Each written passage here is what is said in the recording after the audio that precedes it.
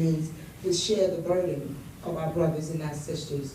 And that God has given us grace and mercy so that we may share it amongst one another. We want to reach out today, but tomorrow might just be too late. We primarily care for children who have lost their parents through HIV/AIDS, like I said, but these kids, they're also disabled sometimes, and sometimes they all have different kinds of needs, which we try to meet as much as we can. We not only take care of kids in Cameroon, as our logo says, it says children in Africa, wherever they are. We've had people reach out to us from Nakuru's Baby Orphanage in Kenya. We've had Teresa's Orphanage in Namibia, and I'm sure not too long I will be with Dr. Wexford in Cape Town. We plan to continue to raise funds using all avenues available to us so that we can do even more for the children in need. In the long term, FOADAC would love to create an environment where no kid is left behind because of their status. We will attempt to give education to as many as possible and provide vocational services to enable them to better care for themselves. I would emphasize that by using the words of Congressman Elijah Cummings in one of his talks when I was there. He said that our children are the living messages we send to the future that we should never see while we're here on earth. I'm not sure where I read this, but it's stuck in my head because it's in line with what FOADAC is all about. That the worth of a human being lies in the ability to extend beyond oneself, to go outside oneself, to exist in and for other people. It's not enough to do for you and to do for your immediate family. That's already your responsibility. And when you stretch out and extend and do for somebody else, that's when you're actually making a difference and you actually being kind, giving, and practicing your Christian functions if you are one. Hopefully you are. FOADAC is a very transparent organization. You can go online and see what we do with every penny that we have collected here today. We have been able to supply medical facilities, medical assistance to kids. We send kids to school, we give school supplies, we give food.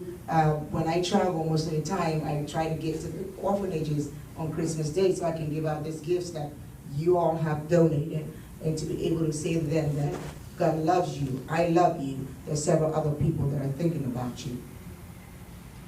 Now, everyone has been made for a particular work. Not everybody can do what I do. Not everybody can do what Mr. Nyambi does. Not everybody can do what Dr. Wexford does.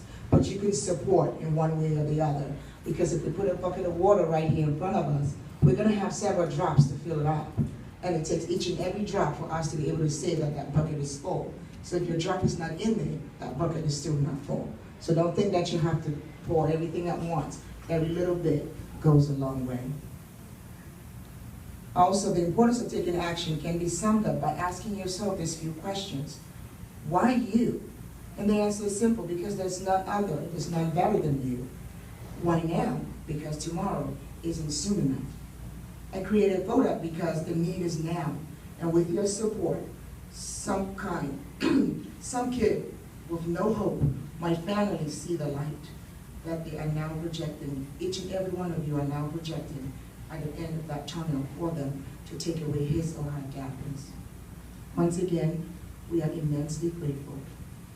We thank you that you have come to share the little you have with us, and that you have come to share your vision with us. I thank you. I appreciate you. I love you all.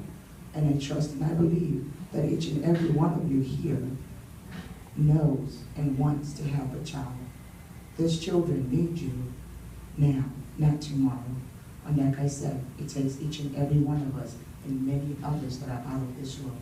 So once again, I appreciate your support. Please don't forget to visit our website at www.foadac.org.